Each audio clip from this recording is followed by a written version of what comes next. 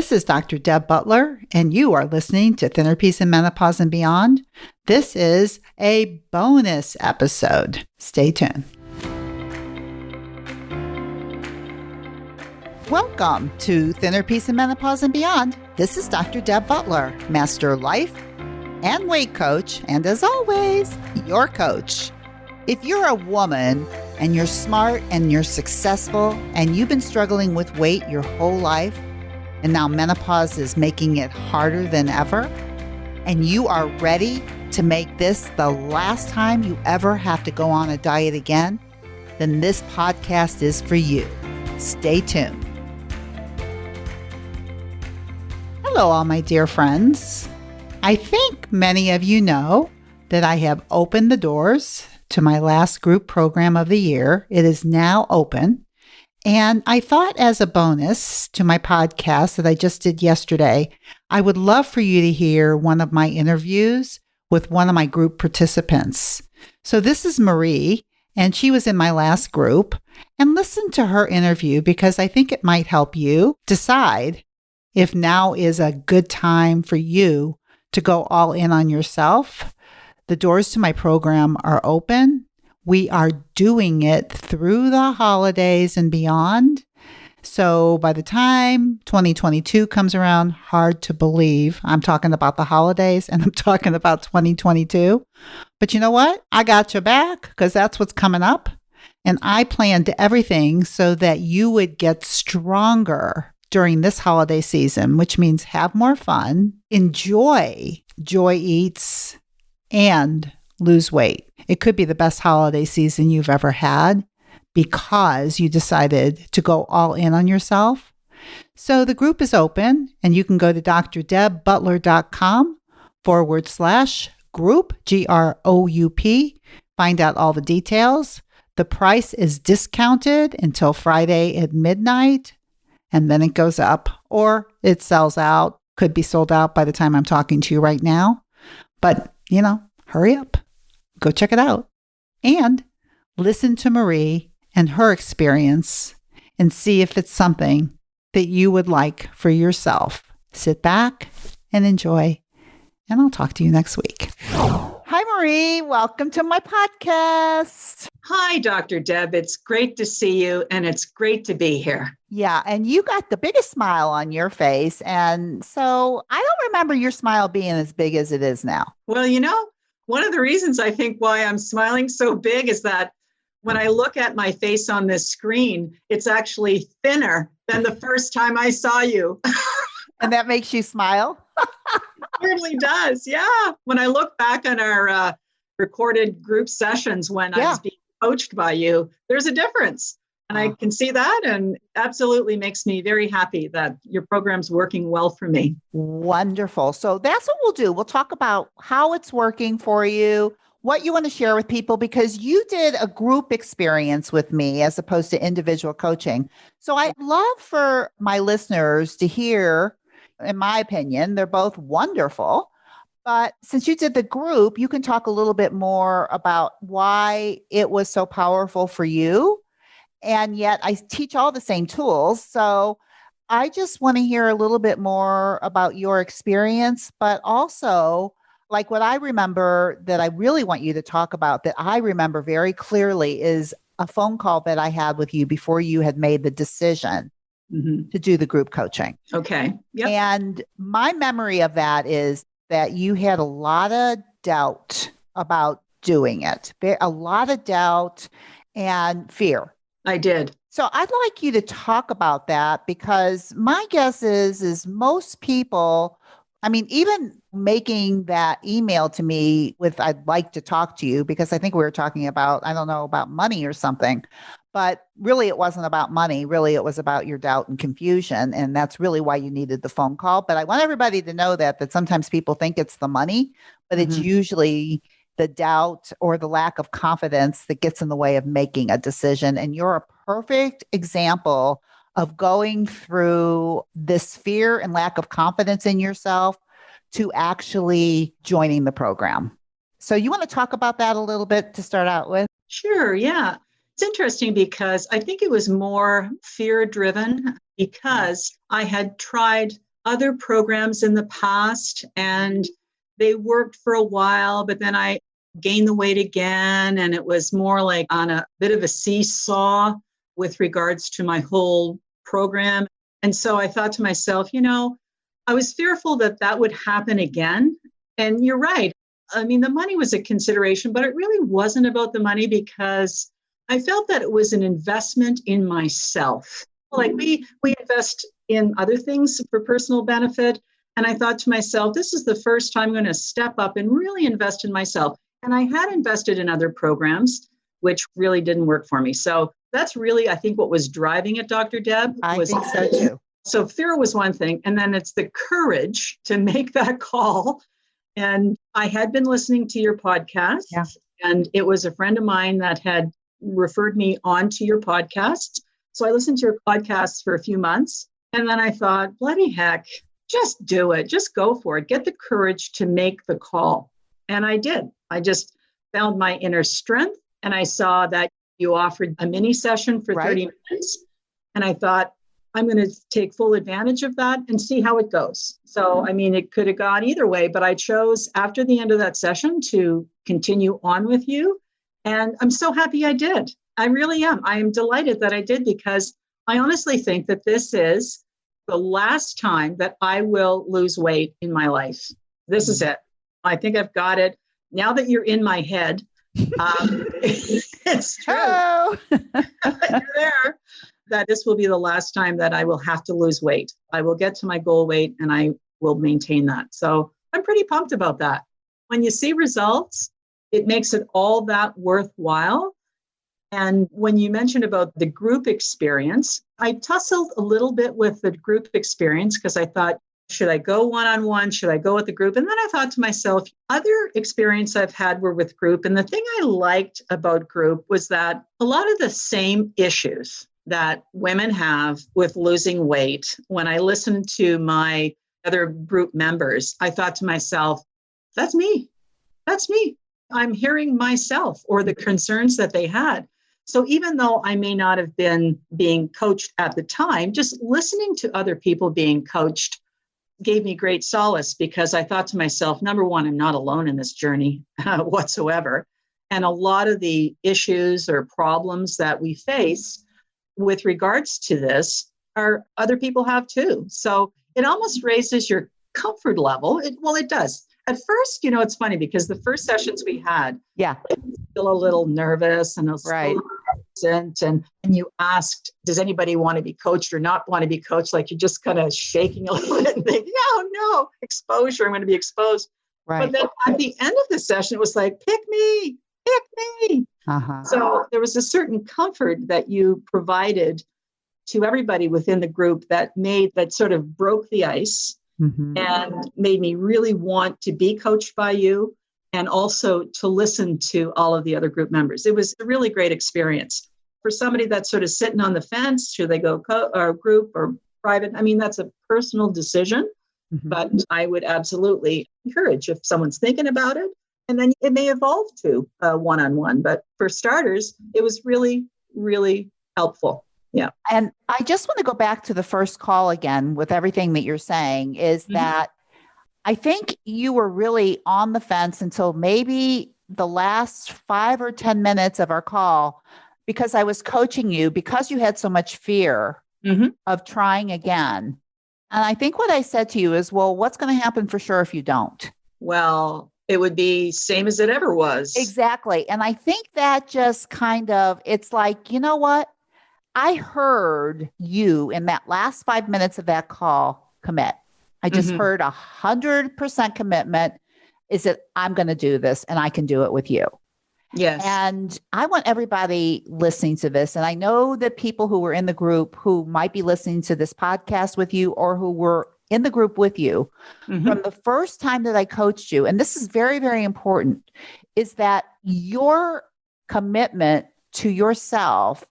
I knew after I coached you in the first group session, without a doubt, you were going to get what you wanted because I think you went all in on yourself. And I think when you decide to do that, to have the courage, is what you said, the courage to go all in on yourself, Yes. Invest in yourself. And I believe from that minute on, you never looked back. That's the way I saw it. And I think you're spot on.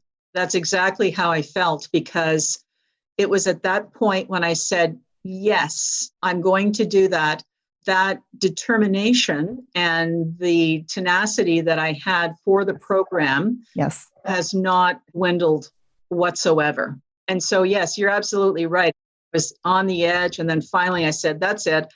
I am going to invest in myself. And I also want a return on my investment.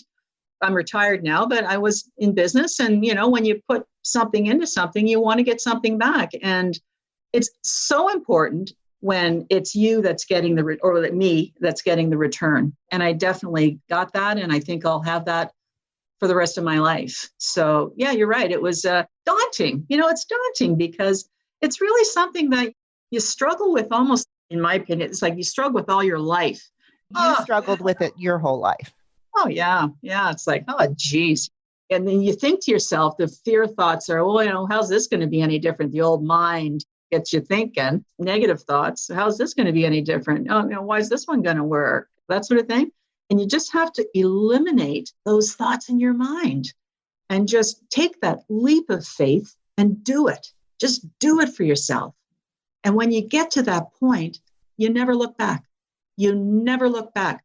All the tools that you provided during our session, I used those to a T. I sent you on time all the food journals, all of the materials that you provide as part of that program. I was committed and I still use them. Even though our group session is over, I'm still using them, very much so, because it really helps to stay on track. So for you, your commitment, I really believe that when somebody is 100% committed, which I believe from the minute I talked to you, you were, you are, you will be. I heard it in you. This is my last time. Anybody that's listening to this will believe you. You can hear it. Yeah. Right. And it's a way, and I believe that's what I teach, is how to manage your mind so you can create that type of thinking and those type of emotions inside of you.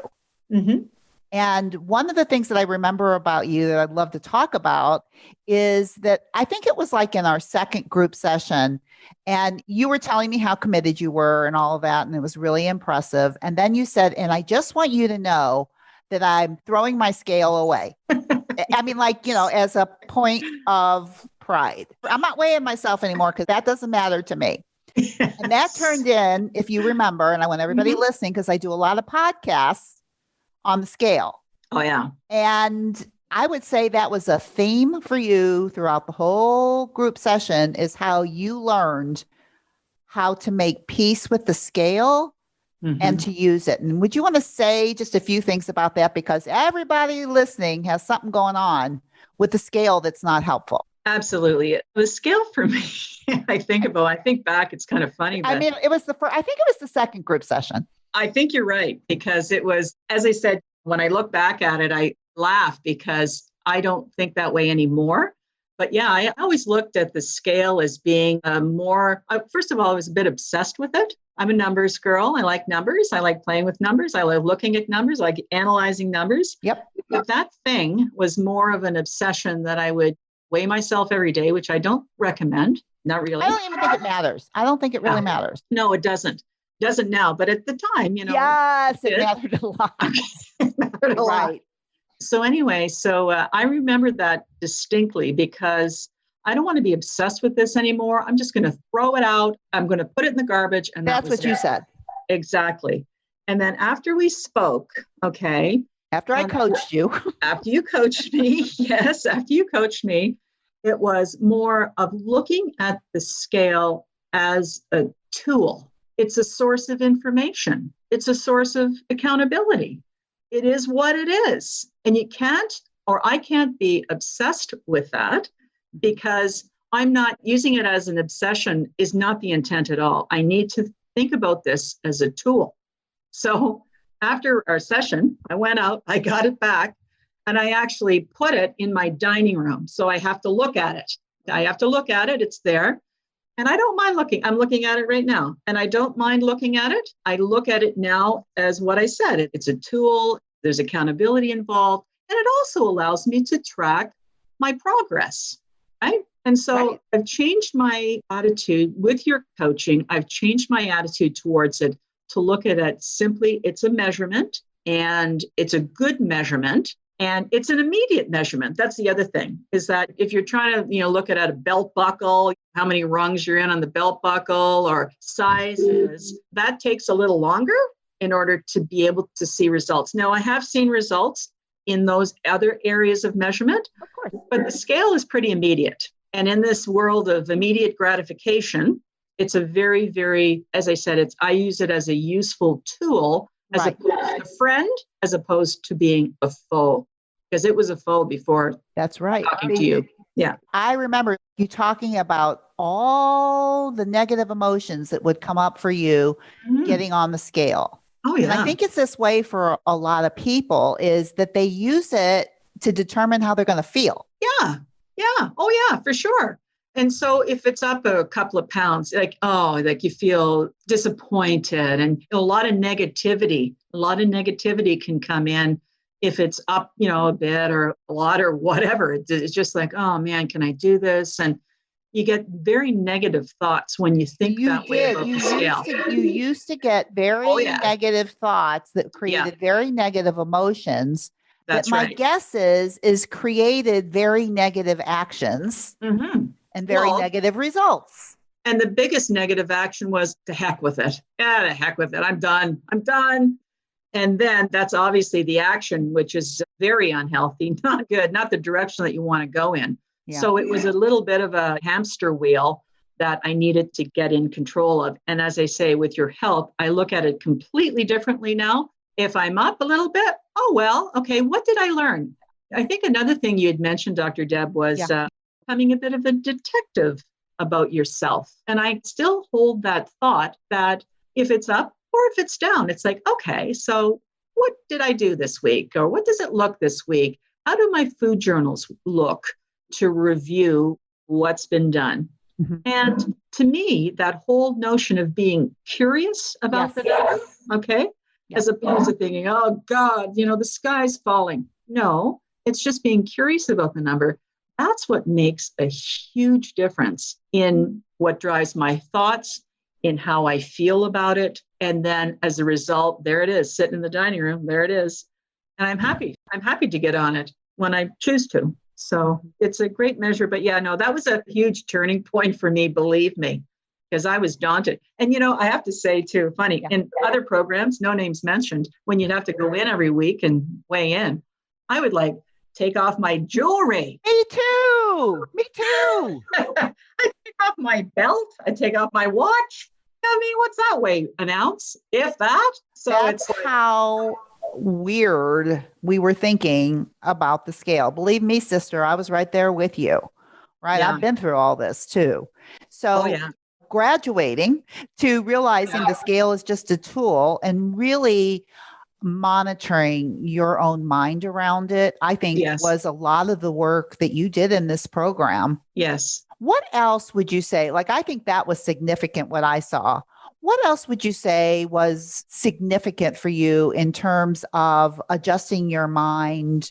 What tools do you think really helped you? Sure. Yeah, no, I'm happy to. One of the tools, it's hard to pick because they're all good, but the one in particular is the urge worksheet, because these urges come on, and they come on when you least expect them. Or I should say the thoughts come in. And using that worksheet from an unmanaged thought to a managed thought really helped me put urges, or the thoughts that were driving the urges, it really helped me put that into perspective. Okay. So another thing that I've really, really learned, and I attribute to your coaching, is all around recognizing it as opposed to acting on it. Yeah. So you recognize the urge to have, let's say, in my case, it was always to have something sweet. Oh, I remember that. Remember that. We can talk about that in a minute. Yes, go ahead. Remember that one? Okay. Yeah. It was like, okay. But it was that urge to have something sweet. And I just think back, it was like growing up, we always had something sweet after a meal as a family. And it was just a bad habit, even though you were completely satisfied with your meal and maybe even more so, you still look for that, or I still look for that something sweet.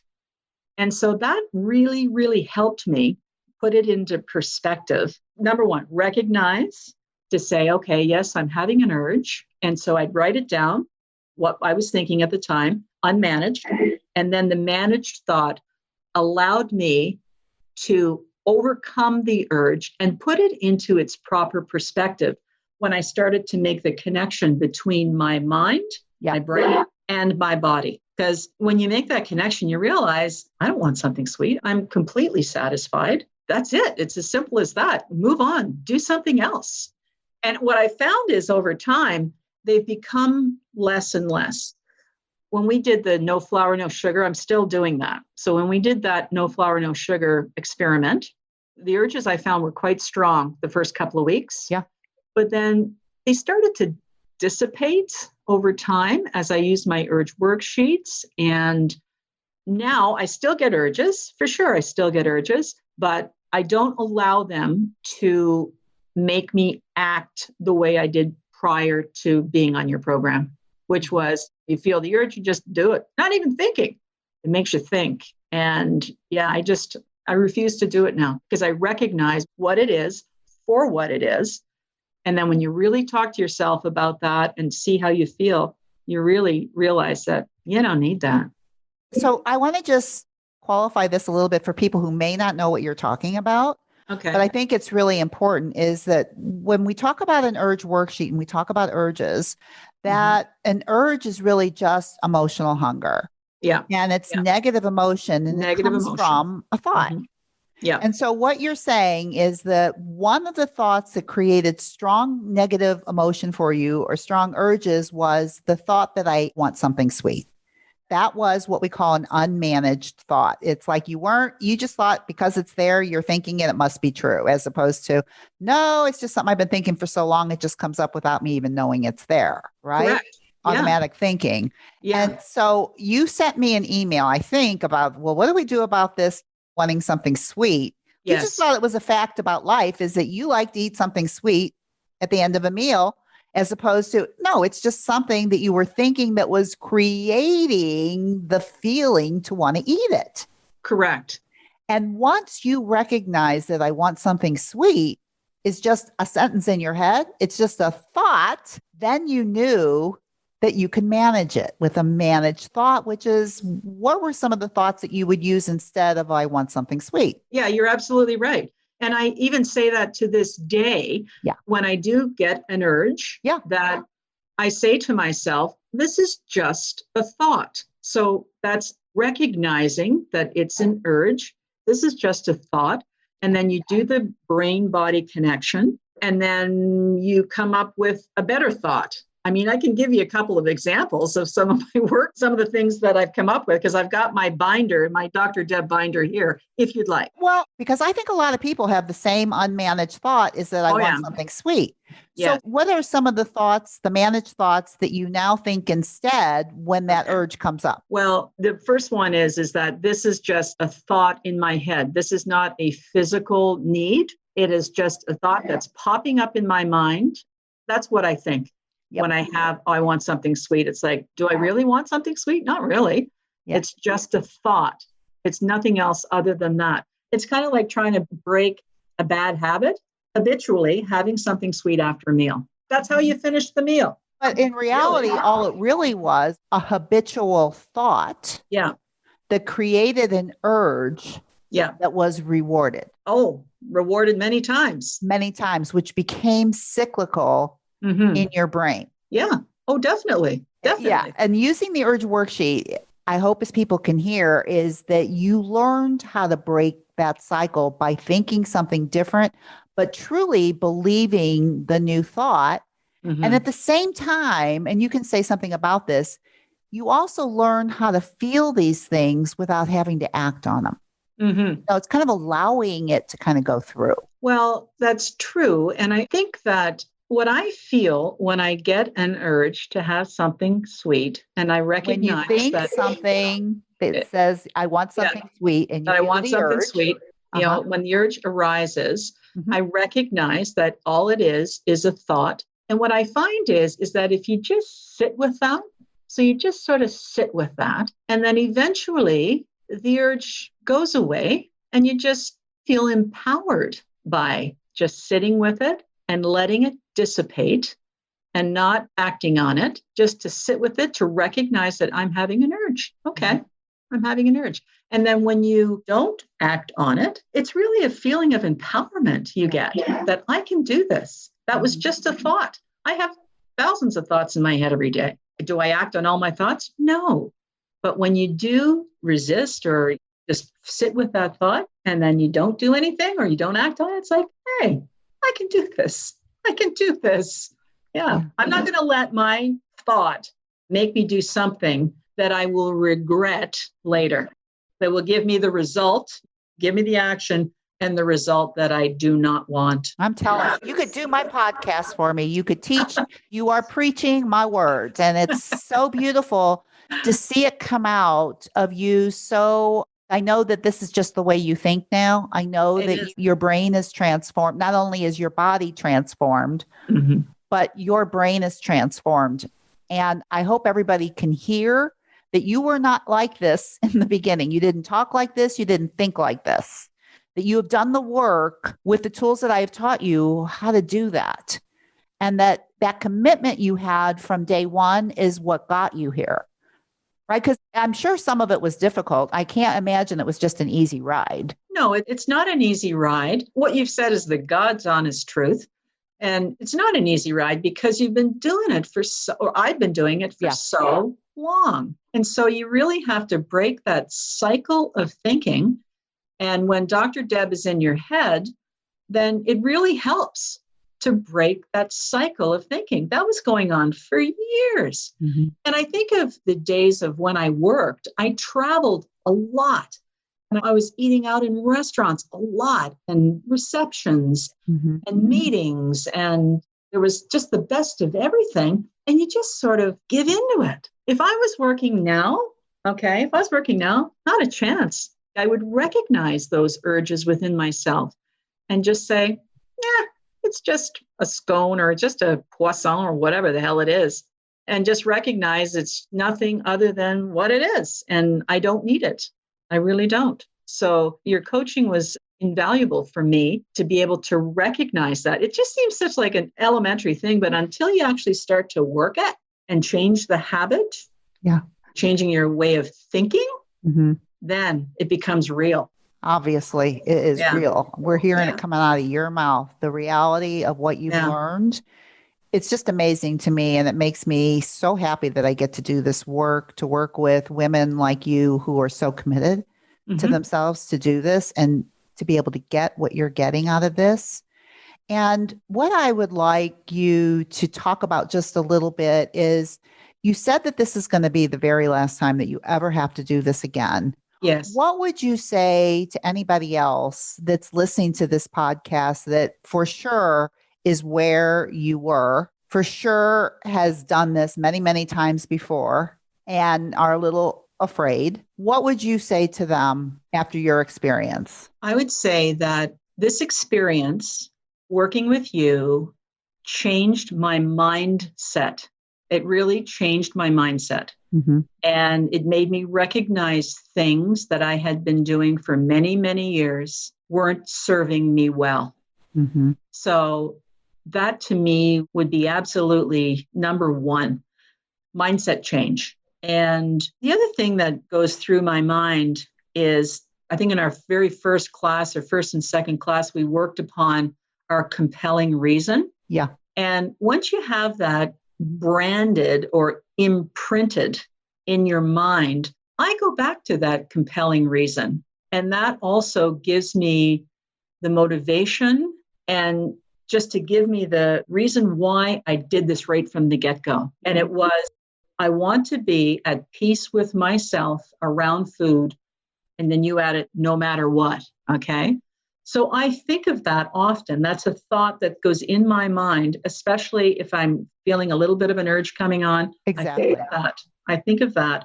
And it really helps me stay the course on what I'm attempting to do. And as I said, I'm seeing the results, but so many times it's like, it's just really all about what's in your head. It's what your thoughts are and how your thoughts really drive some, as you say, sort of negative emotions that drive you to do things that you get results that you don't want.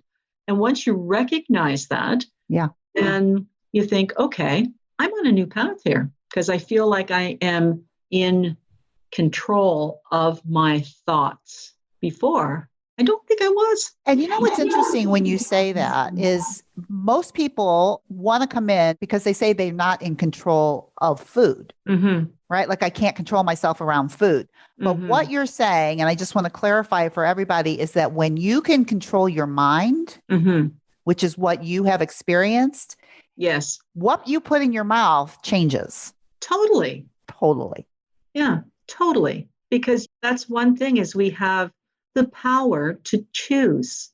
We have the power to choose. And when you have the right mindset about your choices and what your goals are and your aspirations are in life, when you have that power of choice with the right mindset, then you're able to accomplish your goals. And I would say that you get to create what you want. Exactly. Yeah. That's the freedom that we have to do. You can either choose to do what's right for your body, or you choose not to. I mean, to me, it takes a while until you get to that thought process that you do. Yeah, you do. That I do. I have that freedom of choice. Yeah. And when you make the right choice for yourself, it feels so much better. It just does. It's motivating to continue to make that choice. Another thing I think about too is I love to bake. I'm a baker. I'm a cooker. Anybody come over to Marie's place for dinner. Yes, nobody's ever said no. I love to cook. And I used to laugh about, I call them BLTs, bites, licks, and tastes. So you're having a little taste of this, a little taste of that as things were going on. And then I'd finally get to the meal. I really wasn't hungry. It's like, what the hell? What's with the BLTs? No. Okay. Yeah. Now it's like, no, I don't do that anymore. I know that what I'm doing when I'm cooking or whatever, I know it's going to be good. I don't need to taste things all along. I really don't. I love the BLTs. And what I love even more, because I think I talk to a lot of people that say, well, listen, I love to bake and I love to cook. And that's the reason why I have a weight problem, because I love to eat and I love to cook. And I want you to say, because you love to do all that. And yet, how much weight have you lost? Over 20 pounds now. Okay. Over 20 pounds. And are you still cooking and baking and having people over? And okay. I sure am. So you can still do all of that and eat when you're hungry and stop when you're full and choose fuel food and be mindful about joy eats. Yeah, I can, because that's the other thing I've come out with from this program is that, okay, I'm not focusing so much on the food. I'm focusing on the friends and the family and the people and the social and the conversation and what's everybody been up to, as opposed to focusing entirely on the food. Sure, the food is, I've prepared it. It's okay. And it's good and people enjoy it. But that's not the main focus. And I think before it was for me, it was like, oh, everything has to be so perfect. And it's still good, but I have it in the right perspective now. And that makes a huge difference moving forward. I still have my passion for cooking and baking. Exactly. That's what I want everybody to see. It's like, that hasn't gone away. Yeah. If you love to bake or you love to cook, you can bake and cook and eat accordingly. And I think maybe you brought it in the beginning is you thought, well, since I love to do all this, I have to eat it. Yeah. And I have to overeat it. The two go together. Yeah. And they don't. They don't. They don't. Not at all. It's the same thing as actually, if you go to a restaurant, it's the same concept where you don't really have to eat everything that's on that plate. And nowadays, everybody, if you can't eat it, then you can take it home if you want, or they can throw it out, whatever. But it's more focusing on the people and the social and the camaraderie. And that's what it's all about. The food is just the stage, but you really want to be with the actors. I love all your concepts. And once again, before we end, I want you to just say one more time, what your compelling reason is. And I just want everybody to hear it. And I just want to connect it up a little bit. So what's your compelling reason? My compelling reason is I want to be at peace with myself around food, no matter what. Well, it sounds to me you have accomplished that. I believe I have. If people are listening to this podcast and they're listening to you, you can see from what you're saying that you have those actions and results based on that thought. Correct. And the reason we come up with a compelling reason is because most people think their compelling reason is to fit in smaller clothes or just to lose a certain amount of weight. Like that should be compelling. And what I want you to know is like, I know you want to lose weight and you are losing weight, but what's compelling you is this thought about wanting to have peace around food. And that's what's compelling you, I think, and you can tell me where I'm wrong, to use the tools that I taught you, to use them in a way that gives you that. Well, there's no question the tools support the compelling reason. Mm-hmm. And my recommendation to anybody listening to this is that you really need to work on your compelling reason to really make it make sense for you and something that you can go back to. It's almost like it's another tool that you can use to stay the course.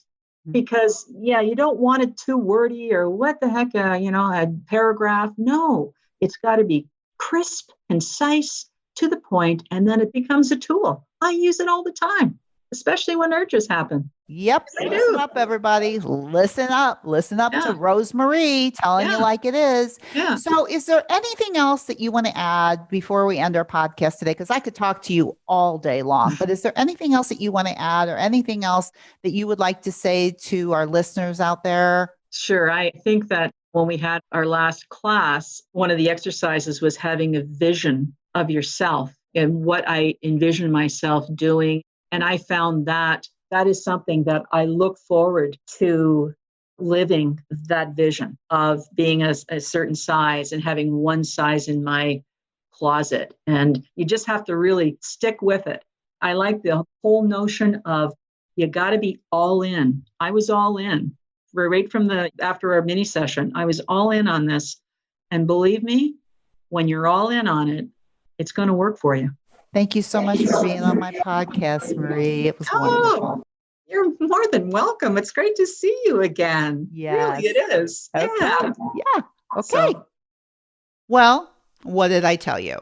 I know. She really was determined. She really used her determination, and she decided that this was going to be the last time, and she was going to do whatever it took, and she did it. You heard her say that.